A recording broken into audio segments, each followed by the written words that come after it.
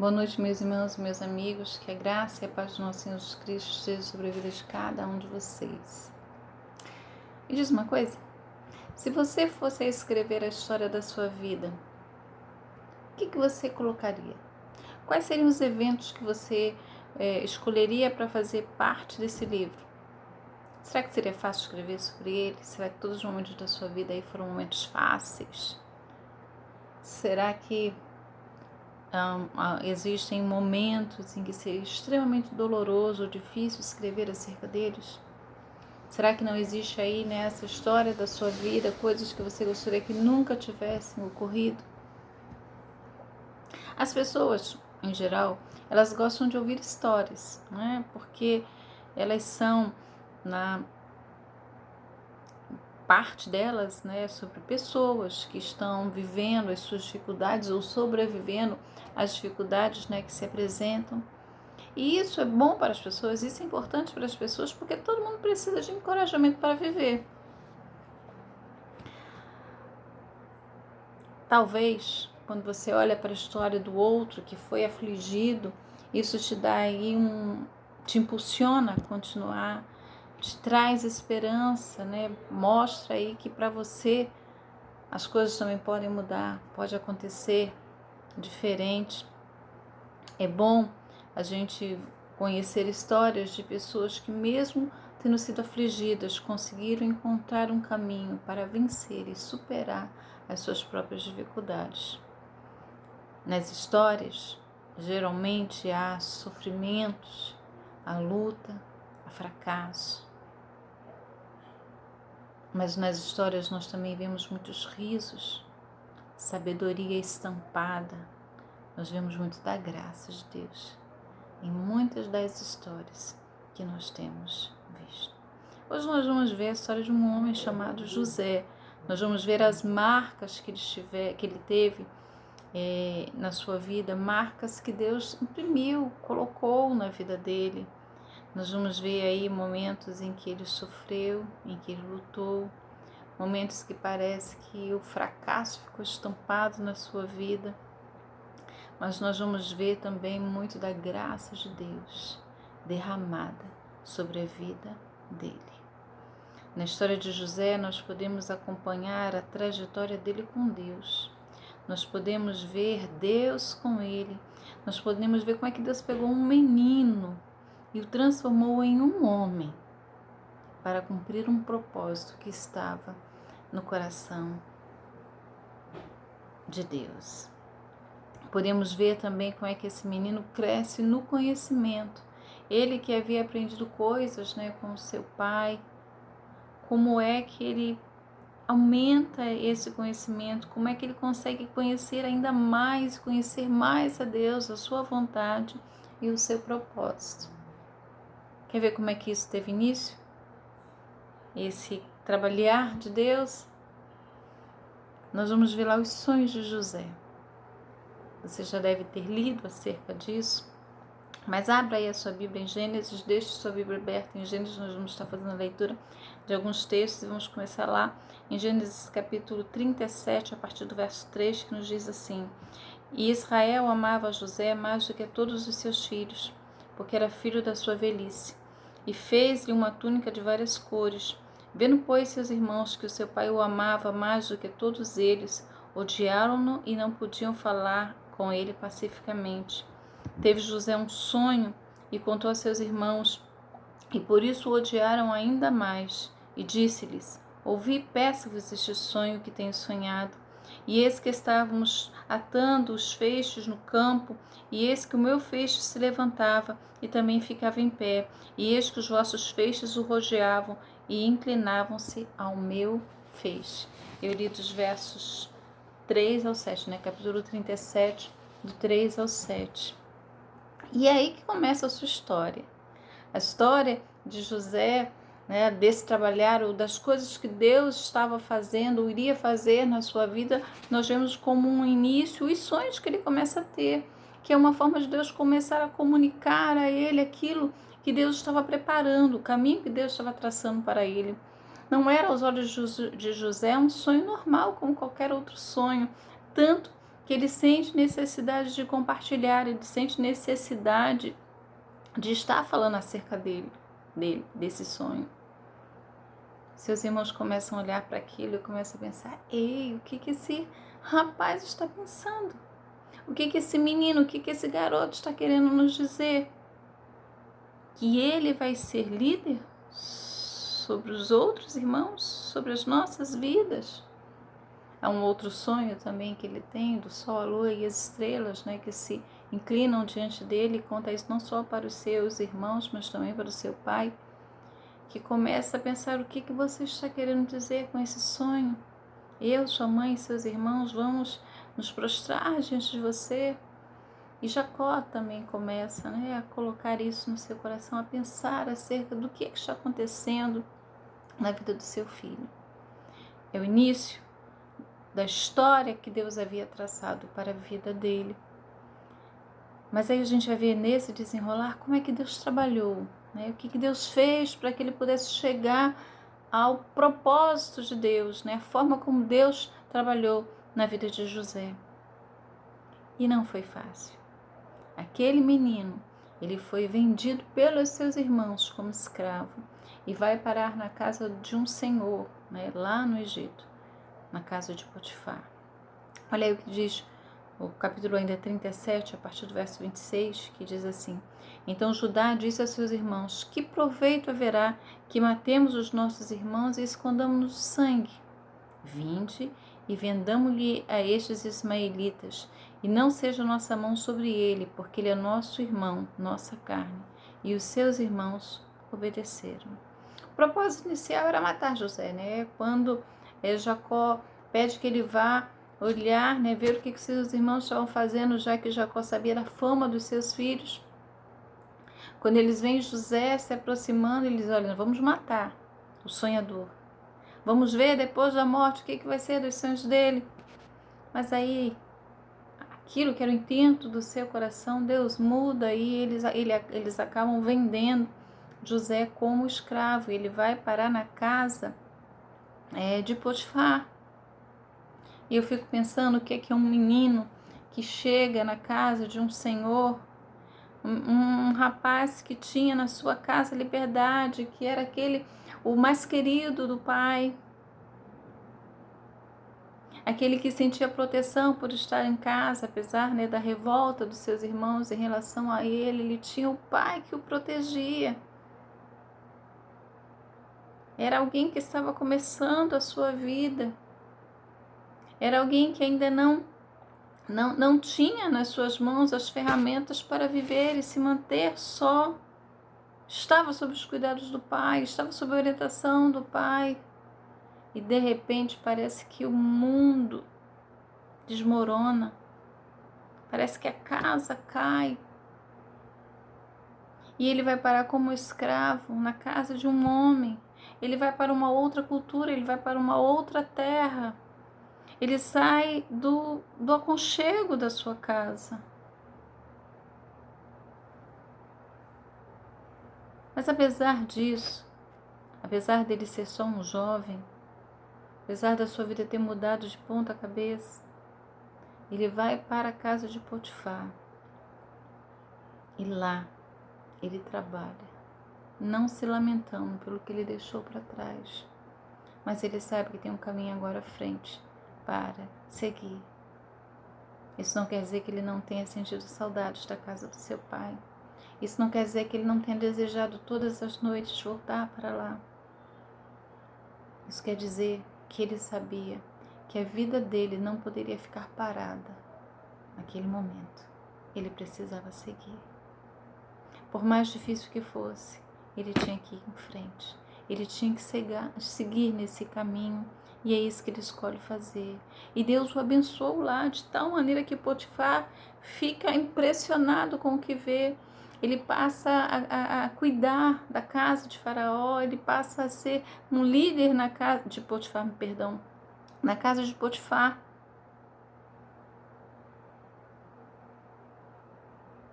E aí parece que as coisas estão, né, começando a tomar pé, estão começando a dar certo. Mas é nesse momento que talvez ele não pensasse que pudesse piorar a sua vida. Nesse momento em que a esperança é que a sua vida siga um rumo, que ele consiga ir em frente, é nesse momento que parece que a vida dele teve um retrocesso, entrou marcha ré, e lá ele acaba sendo preso. Olha o que diz o capítulo 39, os versos 19 e 20. E aconteceu que ouvi no seu senhor as palavras de sua mulher que lhe falava, dizendo: conforme estas palavras me fez teu servo, a sua ira se acendeu. E o senhor de José o tomou e o entregou na casa do cárcere, no lugar onde estavam os presos do rei. No lugar onde os presos do rei estavam encarcerados. Assim esteve ali, na casa do cárcere. Olha, aquilo que parecia não poder piorar, piora. Ele acaba sendo preso, a mulher de Potifar tenta seduzi-lo, ele se recusa e ela acaba usando isso contra ele, né, de que ele é que estava tentando seduzi-lo. Potifar manda prender, ele acaba indo parar na prisão. E se você continuar fazendo a leitura dos textos, que eu recomendo que você faça, você vai perceber que apesar disso, apesar da vida dele que estava começando a andar numa direção, ter retrocedido, pelo menos aos olhos, né, aos seus olhos naquele momento, ele permaneceu firme, sabendo que Deus não perde o controle de nada. E lá ele começa a trabalhar para o carcereiro. Lá Deus faz próspero também o seu caminho. E é nesse lugar improvável que Deus escolhe marcar uma entrevista. É o local de destino para onde o convite para essa entrevista, para esse encontro, foi direcionado. José foi encontrado por Faraó quando ele estava preso, quando ele estava no cárcere. Você percebeu pela leitura do texto que lá estavam encarcerados também os prisioneiros do rei, né? Os presos do rei estavam lá, e para lá, segundo o propósito de Deus, vai o copeiro e o padeiro. E esses dois homens têm sonhos na mesma noite e ambos ficam angustiados e acabam demonstrando isso a José. Eles contam para José os sonhos e José interpreta esses sonhos, e da maneira como ele interpreta, assim ocorre. E José diz, né, ao copeiro que estaria voltando a ocupar a sua posição, segundo a interpretação que José havia dado ao seu sonho. Ele diz: olha, mas quando você chegar lá, lembra de mim? Eu estou aqui sem ter feito nada. Lembra de mim? Os anos se passam e o copeiro, né, alegre com a sua vida, ter voltado, né, aos trilhos, ele se esquece de José. Até que no tempo determinado por Deus, Faraó tem um sonho que deixa a sua alma angustiada, um sonho que tira a ele o sono e que os sábios lá do Egito não conseguem interpretar. E é nesse momento, foi para este tempo que Deus preparou José. Foi para exatamente este tempo, o tempo da angústia, o tempo em que a fome estaria batendo as portas, o tempo em que os anos da fartura estavam chegando, né, entrando, né, num caminho, né, que iria terminar. É nesse momento que Deus marcou um encontro de José, o menino que havia sido vendido pelos seus irmãos. Foi nesse momento que Deus marcou um encontro de José com Faraó. A interpretação do sonho, Deus coloca no coração de José: olha, você vai ter aí 7 anos de fartura, 7 anos que você vai ver abundância em toda a terra do Egito, mas também, depois desse tempo, 7 anos de sequidão haverá uma fome severa. E você, Faraó, precisa se preparar. E é para esse tempo que Deus levanta José como governador de toda a terra do Egito.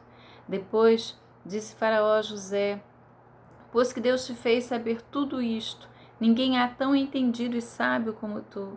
Tu entrarás na minha casa e por tua boca governará todo o meu povo. Somente no trono eu serei maior que tu. Disse, pois, Faraó a José: vês aqui, te tenho posto sobre toda a terra do Egito. Que reviravolta, hein? Mas eu digo para você que José não foi pego de surpresa. Lembra os sonhos do menino? Olha, a preparação de Deus para esse momento. Que lições você pode tirar da vida desse homem? Quais são as marcas que existem na vida desse homem que você pode também trazer para você? José, ele encerra a sua história deixando claro quais foram as marcas que Deus imprimiu na sua vida.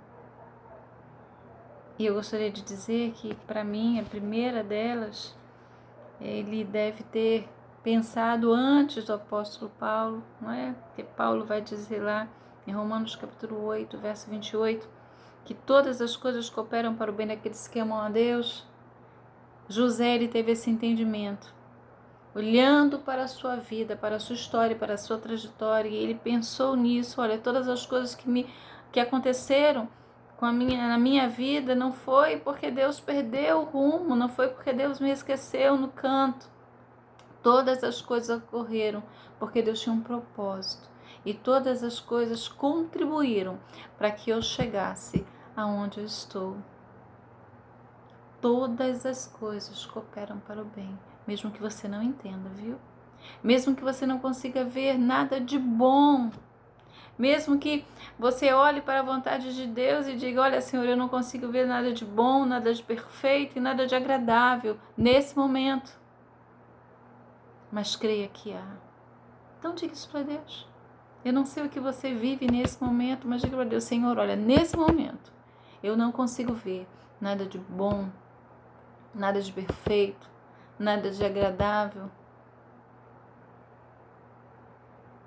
mas faça que eu veja, Senhor. Abra os meus olhos para que eu possa ver que a Tua vontade ela é boa, ela é perfeita, ela é agradável na minha vida. A segunda lição que eu vejo aí, a segunda marca que ficou muito forte na vida de José, foi que ele escolheu não guardar no seu coração um saco de mágoas, de tristezas, de rancores.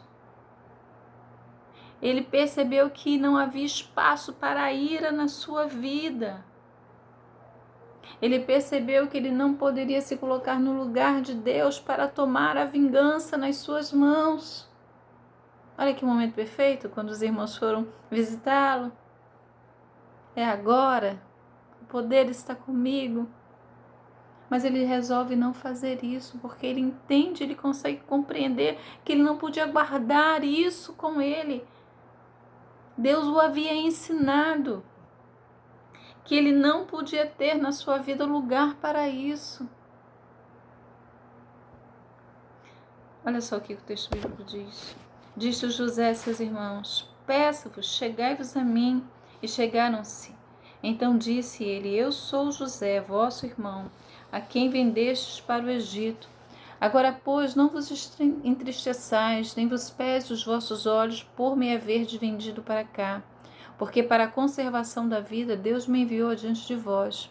Porque já houve 2 anos de fome no meio da terra, e ainda restam 5 anos em que não haverá lavoura nem cega, pelo que Deus me enviou adiante de vós, para conservar a vossa sucessão na terra, e para guardar-vos em vida por um grande livramento.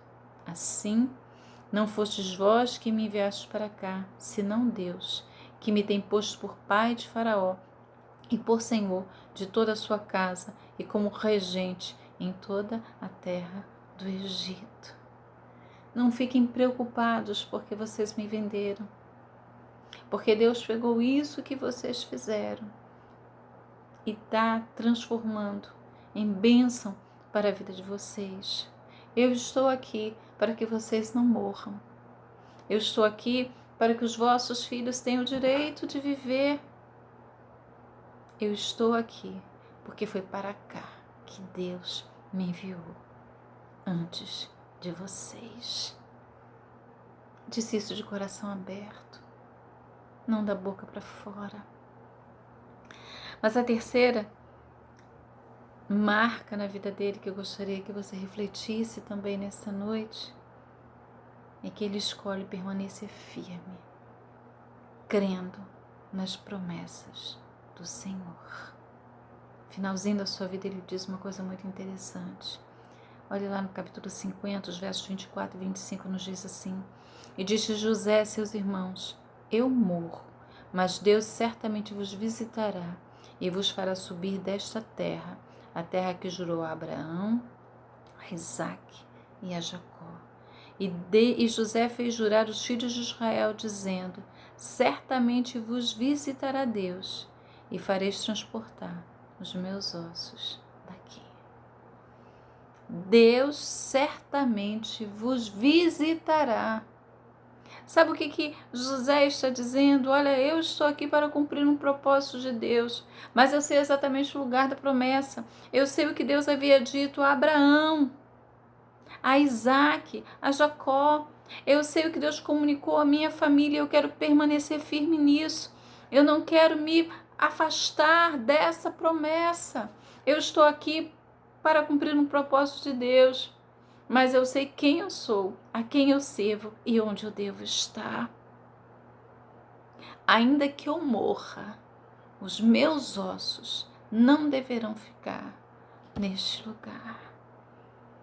Ele conseguiu alcançar o ápice na sua carreira. Ele conseguiu chegar a governador de toda a terra do Egito. Ele chegou a uma posição que traria inveja a qualquer outro homem. Mas apesar de ter chegado lá, ele não esqueceu quem ele era e qual era o lugar que ele deveria estar. Deus prometeu uma terra, Deus prometeu um lugar para o seu povo. E ele está dizendo, é nesse lugar que eu desejo ficar. A sua história está sendo escrita hoje. Amanhã Deus vai continuar escrevendo nela. Quais são as marcas que Deus tem impresso aí na sua vida? Eu espero que você lembre-se que nada acontece por acaso. Deus não perdeu o controle da sua história. Eu quero que você lembre que você não deve ter no seu coração aí uma lista de mágoas, de ressentimentos. Eu quero que você não tome a vingança nas suas mãos. Deixa Deus trabalhar e agir da maneira como Ele achar que deve fazer. E não esqueça de permanecer firme naquilo que Deus tem prometido. Certamente, Deus vos visitará. Deus certamente vos visitará. E é nesse lugar, nesta promessa, que eu quero estar. Deus abençoe a sua vida e até o nosso próximo encontro.